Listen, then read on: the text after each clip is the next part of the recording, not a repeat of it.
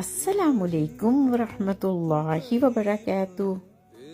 مجاہد ابن جابر رحمۃ اللہ علیہ جو 7ویں صدی کے مفسر اور تابعی تھے، وہ فرماتے ہیں کہ 4 بادشاہ ایسے گزرے ہیں جن کی حکومت مشرق سے لے کر مغرب میں تھی۔ ان میں سے 2 بادشاہ ایمان والے تھے اور 2 بادشاہ کافر۔ جو ایمان والے بادشاہ تھے وہ تھے حضرت سلیمان علیہ السلام اور ذوالقرنین، اور جو کافر بادشاہ تھے ان میں نمرود اور بخت نصر۔ اللہ تعالی ہم سب کو ایمان کی توفیق عطا فرمائے، عافیت، صحت، ایمان کی بہترین حالت میں رکھے، آمین۔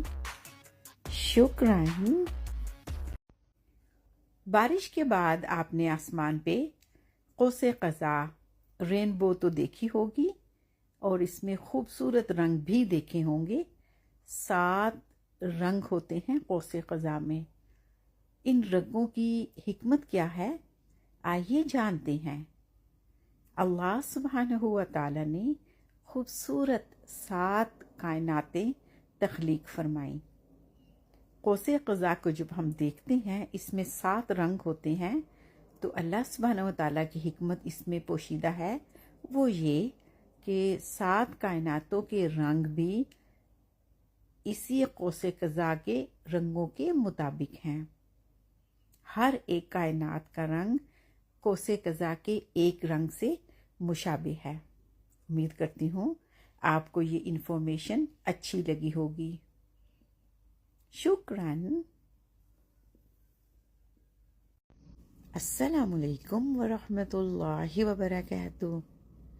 اکثر لوگ سوال کرتے ہیں کہ نماز میں مزہ نہیں آتا، ہمارے خیالات ادھر ادھر بھٹکتے رہتے ہیں، ہم اپنی سوچوں میں ہی مگن رہتے ہیں، تو کیا ایسی صورت میں نماز پڑھی جائے یا نہ پڑھی جائے؟ تو میں تو یہی کہوں گی کہ ایسی صورت میں بھی نماز کو پڑھا جائے۔